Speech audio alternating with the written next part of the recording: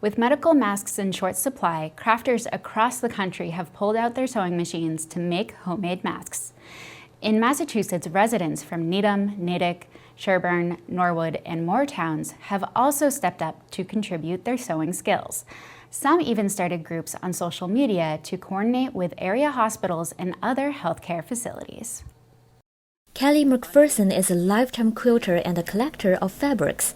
As the movement of mask-making sprung up nationwide to help fill the gap, she volunteered to sew masks for groups in Florida, New Hampshire, Burlington, and Norwood.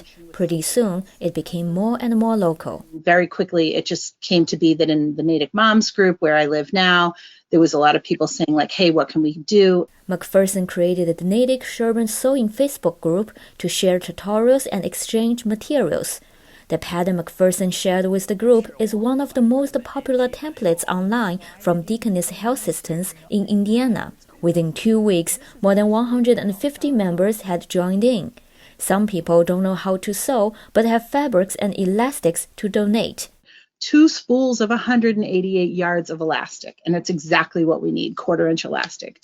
This beautiful elastic that was donated by the pet store downtown. To practice social distancing, she placed a bucket and a cooler at her front yard for people to drop off donations and pick up the mask kits she assembled. So I assemble all of this in a plastic bag with a pattern and instructions on returning them. The mask sewing movement also became widespread after the CDC updated its crisis guidelines to healthcare workers. Saying that where no N95 or surgical masks are available, homemade masks, for instance made of bandanas or scarves, can be used as a last resort. A nurse who lives in my neighborhood and stopped by, knew what we were doing, and started telling me what it's like at work. And it was a little bit like talking to a Vietnam vet. This time is so different than like when they went to school and what they trained for in their day-to-day life up until a week and a half ago.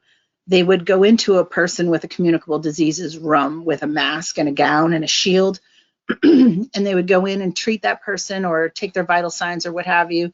And then when they left, they would get to the door and they would take it all off and put it in a sealed container.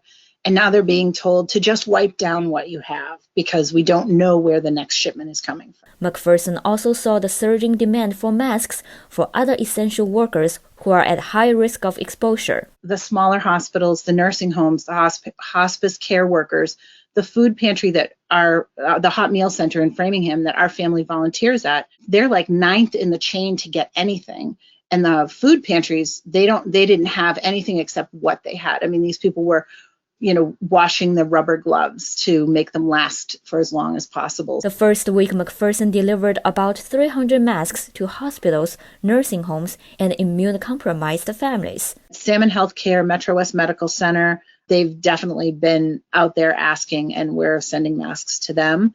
The VNA groups and neighbors especially, we've definitely handed them out 2, 3, 5 at a time to people with immunocompromised situations. They're using them to go to the grocery store and then washing them when they get home. And more orders are coming. If we get into Metro West Medical Center and they're going to need masks, we're going to be sourcing that out to multiple groups because they're probably going to want 500 to 1,000. They also started making surgical caps and other creative accessories, such as headbands with a button on each side to help stop face masks from hurting ears. Neighboring towns have also spurred into action. In the Needham MA Facebook group, residents shared information on homemade masks and recommended potential recipients as well. McPherson said she would like to share her experience with anyone who wants to coordinate a similar group in their own community. I would love to see Wellesley and Needham maybe band together and create a group. I actually just put in the Wellesley, the town group that, there was someone asking more questions about it, and someone tagged me in it and said, hey, go talk to Kelly in Natick because she's got a group. And then I went back in and said, why don't you guys start your own group and I'll help you. So I have a phone call with her later this afternoon to kind of give her the pointers of where to start and encourage her not to do it alone. You'd be so surprised because there's people who are home sewing who don't have an outlet for their masks. For the Needham Channel News, I'm Liu Xiaoyuan.